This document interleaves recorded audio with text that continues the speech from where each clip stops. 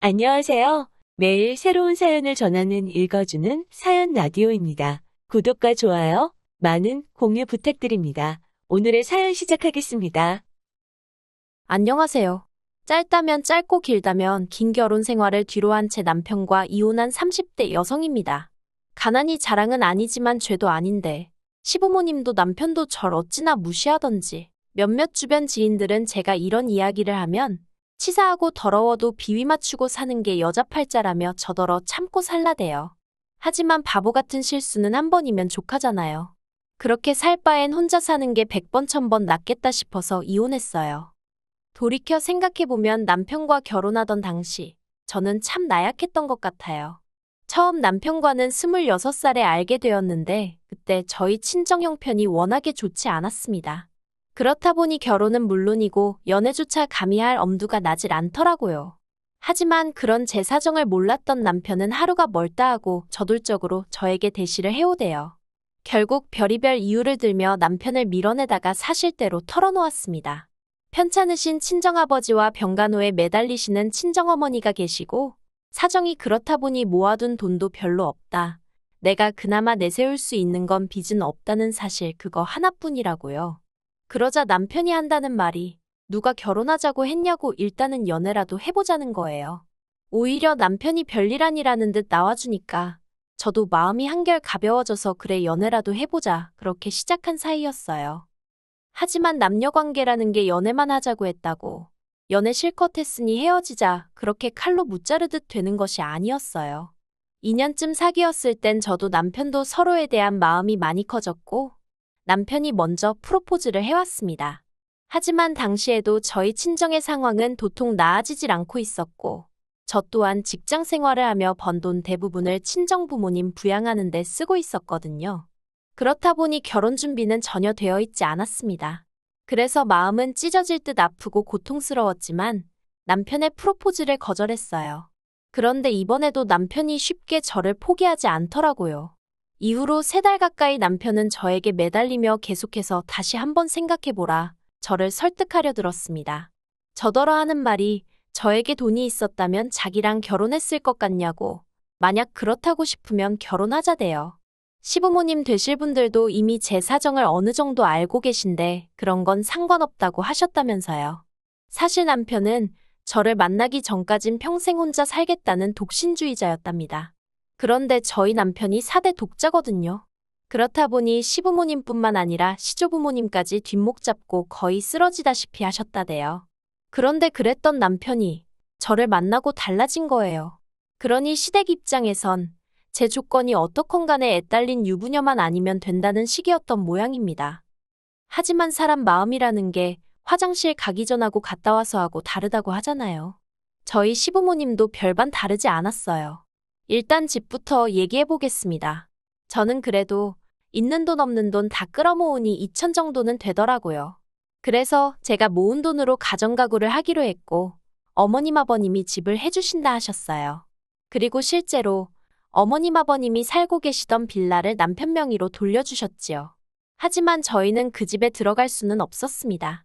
어머님 아버님 두 분 다 20년 넘게 살던 동네를 갑자기 어떻게 떠나냐며 저희더러 살 집을 따로 구하라고 하셨거든요.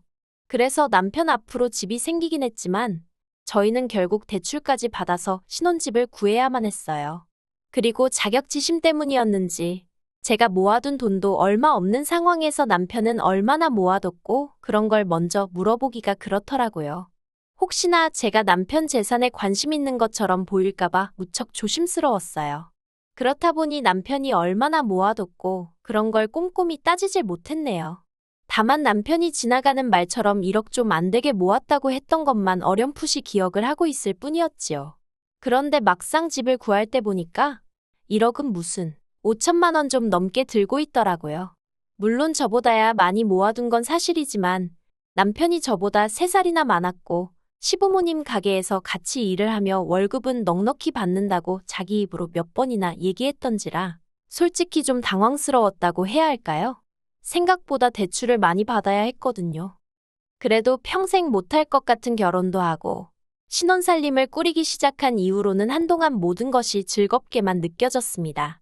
이렇게 표현하면 어떨지 몰라도 평생 가난한 친정 뒤치다꺼리만 하다가 제 인생이 끝날 것 같았는데 남편을 만나 이후론 한마디로 숨통이 트인 기분이었네요. 하지만 그 좋은 시간은 오래가지 않았어요. 식을 올리고 1년도 채 되지 않은 시점이었는데 어머님이 저를 자꾸 당신 주변 분들 며느리하고 비교를 하기 시작하셨거든요. 누구 집 며느리는 핸드백을 사줬다더라. 누구 집 며느리는 이번에 지 시부모 데리고 해외로 여행을 간다더라. 솔직히 저도 사람인데 아무리 어머님 본인 입으론 그냥 하는 소리라고 하셨지만 왜 눈치가 안 보였겠어요. 그럴 때마다 가시방석에 앉은 것처럼 마음이 불편했답니다. 하지만 돈 없는 죄인이라고 서운하단 티도 못 내고 그냥 속도 없는 사람 마냥 허허실실 웃고만 있었어요. 그러다 시이모 아들이 장가를 가면서 상황은 더 안 좋아졌어요. 시이모 아들은 대기업에 다니던 재원이었는데 같은 회사에서 일하던 여직원과 결혼을 하게 되었거든요. 원래도 어머님하고 시이모 사이가 좋지도 않았던 데다가 어머님이 시이모한테 약간 열등감이라고 해야 할지 그런 감정을 갖고 계신 건 남편에게 들어서 알고 있었습니다. 아무튼 그런 상황에서 시이모 아들이 저보다 훨씬 조건 좋은 여자를 만나서 결혼한단 소리에 어머님이 무척 배 아파하시대요. 염치 없게 들릴 수 있지만 저도 저대로 억울한 면이 없잖아 있었어요.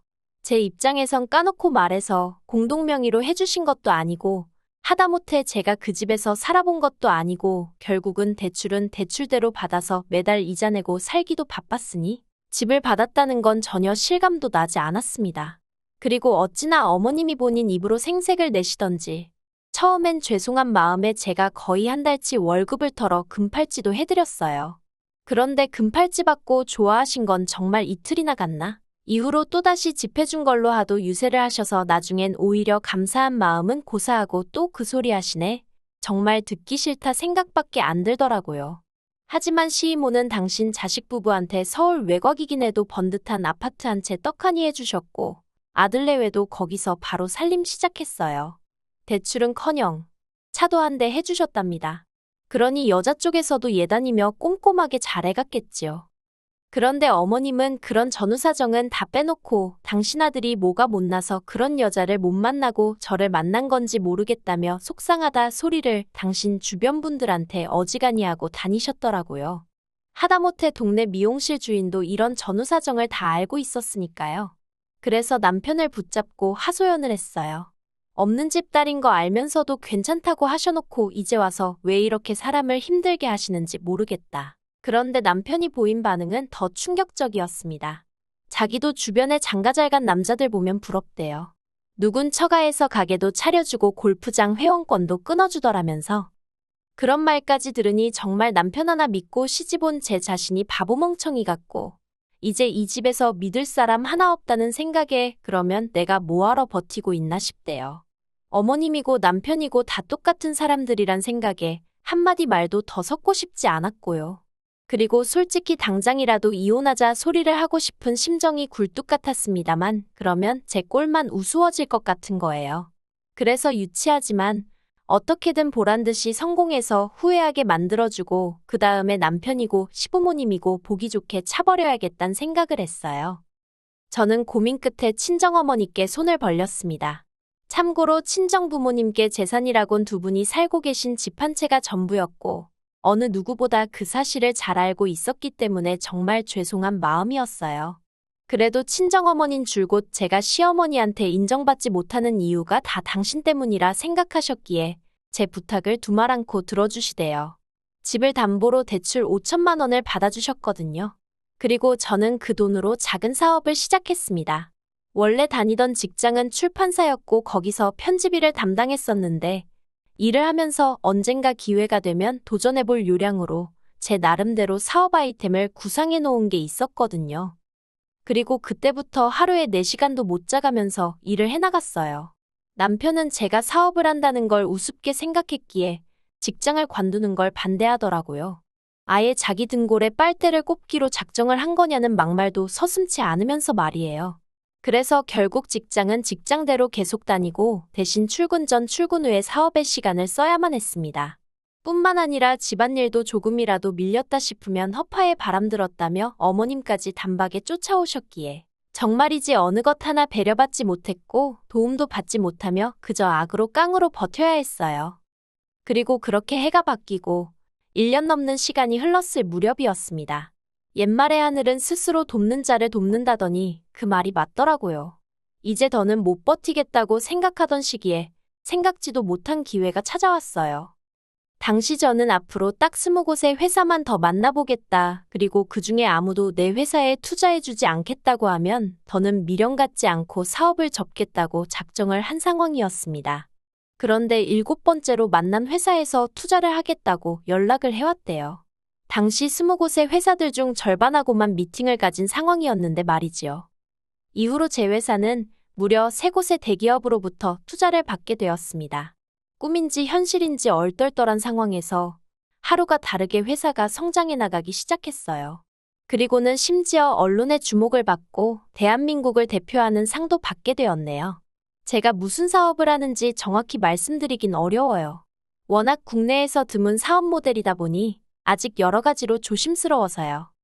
그리고 마침내 남편과 이혼을 결심했던 날이었습니다. 어머님, 아버님 그리고 남편까지 집으로 모이라 했어요. 할 이야기가 있다고요.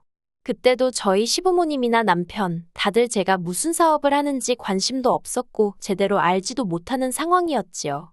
그런 사람들을 모아놓고는 제 회사가 나온 잡지와 신문들을 들이밀었습니다. 처음엔 황당해하던 시부모님도 남편도 이내 꼼꼼히 내용을 읽어보기 시작하더니 금세 태도를 달리하더라고요. 특히 어머님이 보이신 반응은 가관이었습니다. 당장 좀 전까지도 차려놓은 것도 없으면서 시부모를 오라가라 하느냐고 있는 대로 짜증을 내셔놓고는 대뜸 저더러 그동안 고생 많이 했겠다며 수고했다 하시는 게 아니겠어요?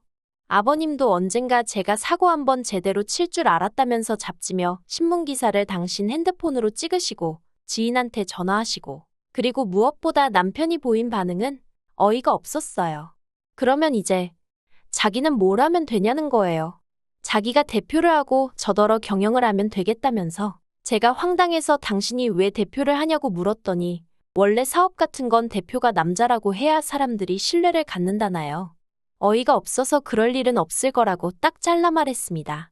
제가 이렇게 다들 모이라고 한 건 오늘 남편과 이혼한다는 말을 하려고 그런 거란 말을 덧붙이면서 말이에요. 그러자 어머님이 그게 무슨 소리냐면서 뜬금없이 무슨 이혼이냐고. 이제 사업도 잘 풀렸는데 그러면 잘 살 생각을 해야지 이혼이 말이나 되냐면서 목소리를 높이셨습니다. 아버님도 저더러 여자가 이혼 소리 하는 거 아니라고 어른들 모셔놓고서는 별말 같지도 않은 소리를 한다면서 화를 내셨지요. 그리고 이내 남편이 제 손목을 잡아 끌고 안방으로 가자대요. 그렇게 방문이 닫혔고 전 팔짱을 낀 채로 남편을 가만히 쳐다봤어요. 그리고 제 속내를 파악하지 못한 남편은 갑자기 이러는 이유가 뭐냐면서 대화로 풀자는 거예요. 그래서 제가 풀고 말고 할 것도 없다고 단지 당신과 결혼하고 난 이후로 지금까지 거진 3년 가까이 가난한 친정을 뒀단 이유로 얼마나 내가 무시를 당했냐고 그 시간이 떠오른다고 했어요. 그리고 그 시간 덕분에 내가 여기까지 올 수 있었던 것 같다며 남편에게 고맙다고 했지요. 남편은 이혼은 절대 못한다 하면서도 이혼하면 사업의 절반을 자기한테 줘야 하는 건 알고 있냐며 이죽거렸어요. 부부 생활 기간에 일군 사업인 만큼 절반은 자기 몫이라면서요. 하지만 남편이 보탬이 된 것도 전혀 없었고 하다못해 사업을 시작하게 된 자금마저 친정어머니에게 빌려서 상환하였으니 그리고 무엇보다도 남편에게 이혼 이야기를 꺼냈을 땐 이미 법적으로 반년 이상 알아보고 만일의 경우를 대비해 조치도 다 해놓은 상황이었거든요. 그래서 남편이 뭐라고 떠들건 간에 걱정이 전혀 되질 않았어요. 그리고 결국 1년여의 지리한 싸움 끝에 저희는 이혼을 했습니다. 남편은 이혼 소송 중에 제 재산을 알게 되었고 그 절반이 자기 몫이라며 억지를 썼지만 남편 쪽 변호사도 고개를 내저을 만큼 남편이 기여한 바가 하나도 없었거든요. 결국 남편 쪽 변호사가 두어 차례 바뀌기까지 했지만 결과는 달라지지 않았어요. 제가 이겼고 오히려 위자료로 얼마 안 되지만 받았지요. 그리고 남편은 제 변호사 비용까지 부담하게 되었는데 이중삼중으로 돈이 나가게 생겼다며 끝까지 저더러 양심이 있으면 얼마 정도는 보태라는 헛소리를 하대요. 당연히 안 보태줬지요. 그리고 지금 저는 전에 없이 자유롭게 그리고 열정적으로 살고 있습니다. 물론 어머님처럼 전후사정은 생각지도 않고 이혼녀라고 손가락질하는 사람들도 있지만 한편으론 많은 사람들로부터 새로운 출발을 응원받고 있기도 해요. 그리고 저는 더 이상 가난하단 이유로 움츠러들어서 할 말도 못하는 바보가 아니거든요. 저는 이제 제 능력을 믿기에 앞으론 꽃길만 걷게 될 거라고 확신합니다. 긴 이야기 들어주셔서 감사합니다. 오늘의 사연은 여기까지입니다. 구독과 좋아요, 알람 설정해주시면 앞으로 더 좋은 사연으로 찾아오겠습니다.